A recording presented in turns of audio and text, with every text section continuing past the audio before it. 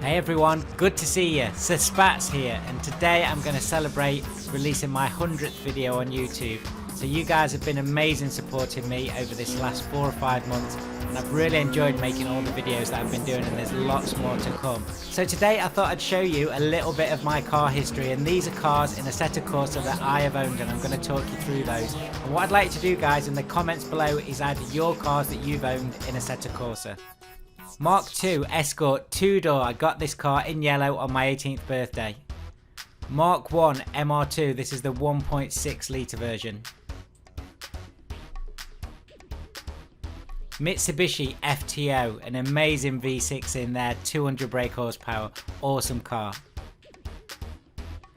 VX220, this is the normally aspirated version, even though it looks a little bit wrong on Assetto Corsa, amazing car. Civic Type R with the awesome VTEC, this is the EP3 version. MR2 Mark II, this is the GTS version, this is the turbo version of the MR2 Mark II. The Celica GT4 ST185 2 litre turbo. The Honda S2000, again with that awesome VTEC revving to 9,000 RPM. And finally the joker of the pack, I did actually own one of these, Citroen 2CV. So that's a selection of cars that I've owned in Assetto Corsa. Now there are some emissions that I really wanted to put in here, and I'll talk about those as I go through the video. I'm racing at Cadwell Park. Those of you that know me know I love Cadwell Park. First up then is the Mitsubishi Fto. Now I owned this car probably about 9-10 years ago, and I bought this, I think it cost me something like £1,200 in English money. If you're watching anywhere else in the world, you would not be able to buy one for that kind of price now. 2 litre, just under 200 brake horsepower. The main reason that I bought it was the awesome V6 that this car has. This car sounds incredible, it absolutely purrs. Not the quickest of cars, but it looks beautiful. Just look at the styling on this car. If you ever do buy one of these cars, be careful though, because the roof rusts underneath the lining and some of the panels rust, so worth checking out if you're going to buy one. Next up is my favourite car on the whole list. This is my black VX220, normally aspirated. So the normally aspirated version had about 140, 145 brake horsepower. Doesn't seem like a lot, does it? But this car weighed hardly anything, based on the Mk1 Lotus Elise. This is the Vauxhall version. Different clam obviously on the front and the back, different bodywork, different wheels, but different suspension and geometry as well. And the engine fits this car perfectly, 0 to 60 in 4.9 seconds. This was a rapid car and I loved every moment I drove it. Had it for one whole summer about 5 or 6 years ago, adored it, and I do want another one, but they have shot up in value. 10 to 11,000 pounds to get one of these now, a good one. Brilliant car. Next up, the EP3 Civic Type R. I had this car about 8 years ago, and you could probably tell now I normally change my car 2 or 3 times a year. I know, I just love cars that much. This car was awesome and I love just revving it and revving it and revving it. Very, very quick through the gears. The VTEC is awesome. And one of the strange things with this car is no matter how hard I drove it or how carefully I drove it, I always got 35 miles to the gallon. I'm not sure why, but this car just begs you to rev it hard and drive it hard.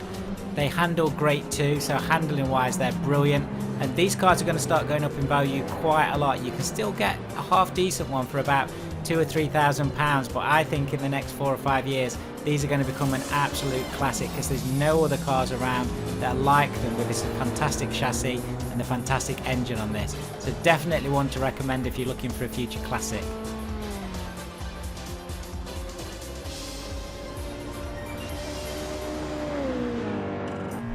One VTEC to another VTEC, this is the awesome S2000. Had this about 4 years ago, 5 years ago for a summer. Absolutely loved it. Mine was in grey like this car is. This revs up to 9,000 RPM. If you've never driven one of those, you are missing out completely. Absolutely awesome car. Back end wants to go everywhere. Get the roof down though. Put your foot down, listen to the engine. Awesome car. This is the S2000. So next up is the Celica ST185. This is the GT4.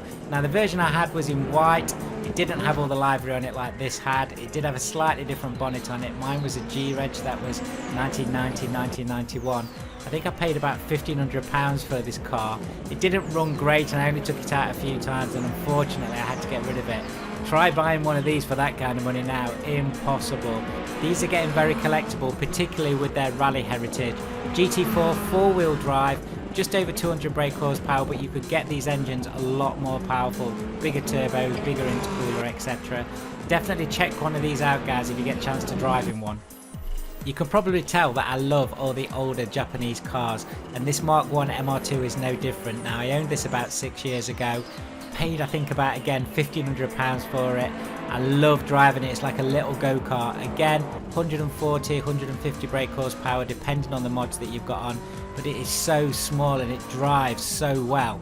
This is one of the best handling cars I think I've ever owned. Now this supercharger version does have more power, so it's even more fun, but the supercharger versions are very, very rare now.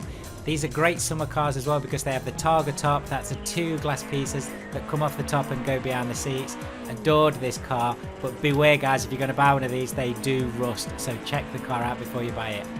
So I passed my driving test on my 18th birthday, and when I got home my mum and dad had bought me a Mk2 Escort in yellow. So it wasn't this version, it wasn't quite this yellow. It was a standard 1.3, but it was a 2-door. I so wish I had it now. It had so many holes in the floor that when I went through puddles, all the carpets lifted. But it was my first car and I absolutely adored it. And this is a car I definitely want to get again in the future and keep it as a classic. They are very expensive now, but these are absolutely brilliant cars and I just love looking at them. And the last car is not a joke, guys. I actually owned one of these a long time ago again, probably about 25 years ago, the Citroen 2CV. Now mine was the sport version. That meant it was 600cc, 3 cylinders if I remember. It was awful, but it was so much fun. So these cars do not go fast. Now in this car and in this gameplay, you'll see the speedo going to 70-80 miles an hour. My car never did that. If I took the roof down, it wouldn't go above 55 miles an hour. If the roof was up, it'd probably get to about 65. I had this for a whole summer and I didn't lock the car. The roof was down all the time. The sun was shining. It was a great time in my life and a lot of happy memories back then. Now these cars again are getting very collectible now. They do rot though, so do be aware of that if you're going to buy one of these and stick it in the garage as your future classic. So guys, that's just a selection of the cars that I've owned. I have been counting, I think at least I've owned 50 cars, which is a crazy amount of cars. I normally have winter cars and summer cars, and these are just a selection of the cars in Assetto Corsa that I can drive. And this is the beauty of Assetto Corsa for me. It's a playground for people that love cars and love racing. Awesome job for all the modders. Now there are some cars that I wanted to put in here. I had an MX3 that was a fantastic car with a V6, a 1.8 V6. And there's also the 986 Porsche Boxster. I've owned one of those and I can't find a model for one of those. So if anybody finds one, drop it in the comments below. Remember guys, I want you to drop in the comments below all the cars that you've owned in Assetto Corsa, and let's see what everybody's been driving over the last few years. Guys, thank you so much for watching, and thank you so much for all the support you've shown me in the last 4 or 5 months. And remember guys, when I get to 1,000 subs, which won't be too much longer, I'm going to do that face reveal. See you soon!